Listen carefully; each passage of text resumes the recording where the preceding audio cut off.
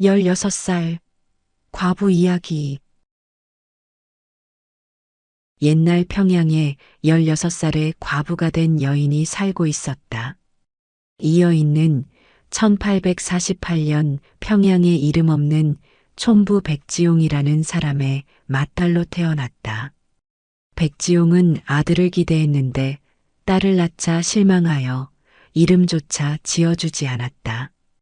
그런 소녀 백씨는 7살에 아버지를 여의고 궁핍한 생활을 하면서 홀어머니 손에 자라 14살에 안시문중으로 시집을 갔다. 그러나 나이가 어린 데다 아직 살림을 잘 못하니 시어머니에게 매일 구박받는 게 하루 일과였다. 밥 먹는 것도 시어머니 눈치를 봐야 했고 밤에는 뜨개질을 밤새 시켜 잠도 잘 재우지 않았다. 하루는 자신이 너무 슬퍼 부엌에서 하루 종일 울 때도 있었다. 어느 때는 너무 힘들어 야밤에 도망을 갈까도 생각했었다. 그래도 서방은 내 마음을 달래줄까 믿었지만 서방마저 소녀를 쳐다보지도 않았다. 그렇게 세월은 흘러 시집 온 지 2년이 지날 때였다. 매일 술에 여색에 빠져 있던 남편이 원인 모를 병에 걸리고 말았다. 동네 유명하다는 의원은 다 불러서 병을 치료했지만 남편의 병세는 더욱더 악화되었다. 그리고 며칠 후 남편은 끝내 이기지 못하고 저 세상으로 가버렸다. 시집 온 지 2년 만에 과부가 되어버린 백씨는 남편을 떠나보내고 눈물로 밤을 지새웠다. 그러나 시어머니는 아들이 죽자 구박은 더더욱 심해졌다. 방에는 아예 들어오지 못하게 하고 식량 축낸다며 밥도 못 먹게 하였다. 집안의 하인보다 일을 더 시키고 때로는 힘든 나무도 해날랐다. 그러던 어느 날이었다. 시어머니가 백씨를 부르더니 남편 잡아먹은 년 더 이상 이 집에 있을 필요가 없다. 썩겨져라. 집을 나가라는 시어머니의 소리에 백씨는 하늘이 무너지는 것 같았다. 어머니, 저는 죽어도 이 집에서 죽겠습니다. 나가라는 말은 제발 하지 마십시오. 아니, 이것이 내 말이 말 같지 않나. 어여 썩 꺼지거라. 시어머니는 소금을 백씨에게 뿌리면서 재수 없다는 표정을 하고 방으로 들어가 버렸다. 백씨는 두 손으로 빌고 또 빌고 하였지만 아무 소용이 없었다. 백씨는 모든 걸 포기하고 그 집을 나오고 말았다. 힘없이 걸어가는 자신을 생각하니 하늘이 원망스러웠다. 어쩔 수 없이 친정으로 돌아온 백씨는 친정 엄마와 함께 쌍과부로 살게 되었다.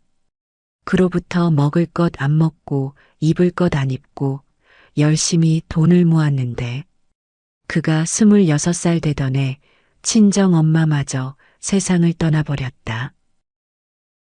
너는 똑똑한데 내가 가르치지 못한 것이 한이다. 친정 엄마는 눈을 감기 전 이런 말을 딸에게 남기고 떠났다. 그때 친정 엄마가 물려준 것은 현금 1000연양과 150냥짜리 집 한 채가 전부였다. 그러나 집안 어른들이 몰려와 부모 제사를 모시려면 아들이 없으니 양자를 드려야 한다 해서 집안 어른들의 뜻대로 사촌 오빠를 양자로 드렸다. 하지만 이 사촌 오빠는 백씨의 전 재산을 모두 빼앗아 어디론가 도망가 버리고 말았다. 그래서 26살에 빈털터리가 된 백과부는 다시 이를 악물고 돈을 모으기 시작했다.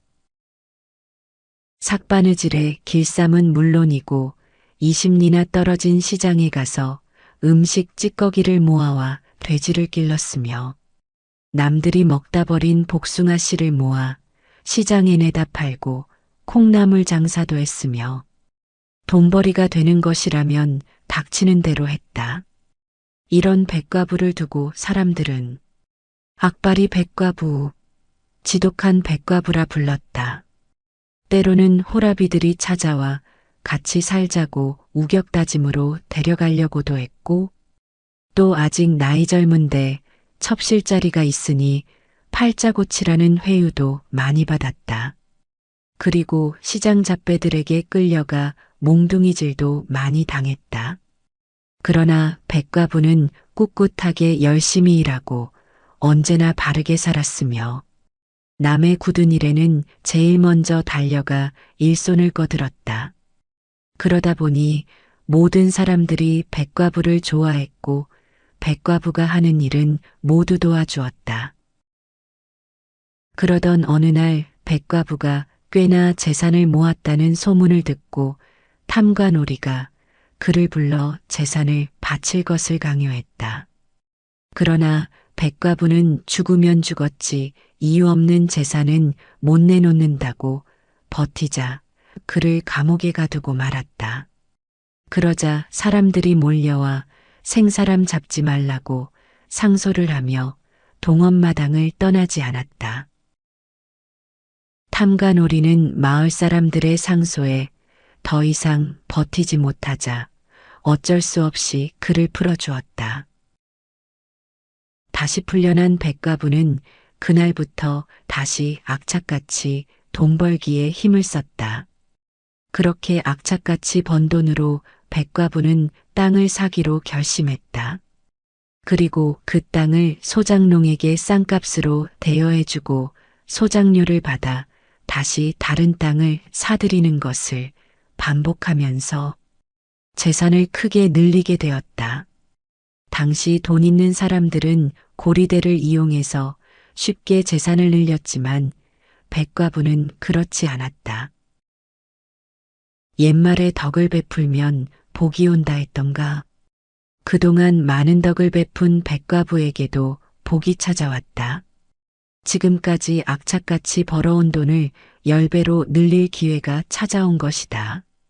백과부는 외놈들이 건물을 지을 때 시멘트로 짓는다는 것을 미리 알고 대동강 근처에 있는 만달산을 싼값에 구입했다.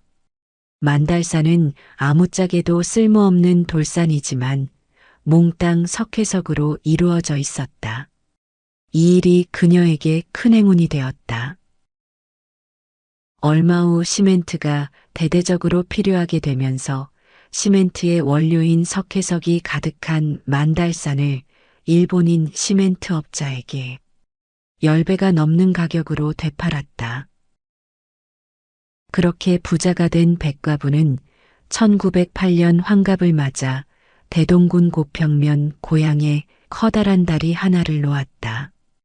이 동네는 마을 중앙으로 큰 냇가가 있어 평소에도 물이 많아 잘 건너지를 못했는데 이곳에 큰 다리를 놓으니 마을의 큰 경사가 아닐 수 없었다.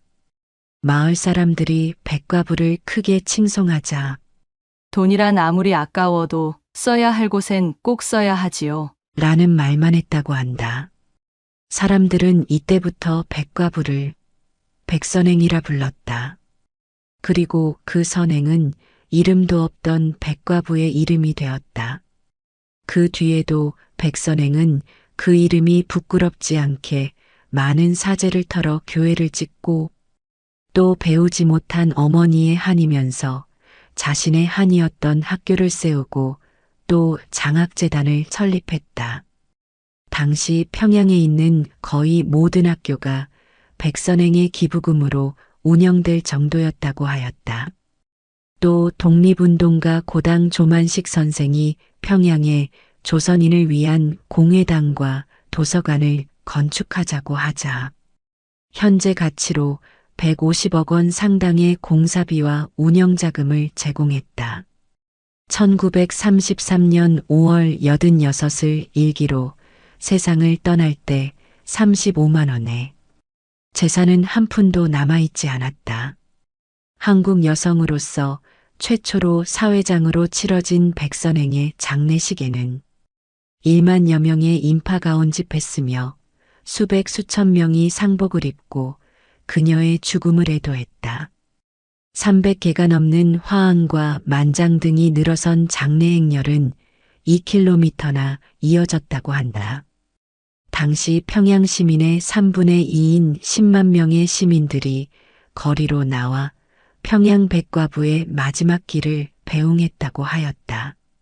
16 앳된 나이에 과부가 되어 수절한 그녀에게 자식은 없었지만 그녀를 어머니로 섬기는 청년은 수백 수천을 헤아렸고 평양시 전체가 그를 애도했다고 하였다. 백선행은 돈이 얼마나 아름답게 쓰일 수 있는지를 알려준 최초의 부자였다.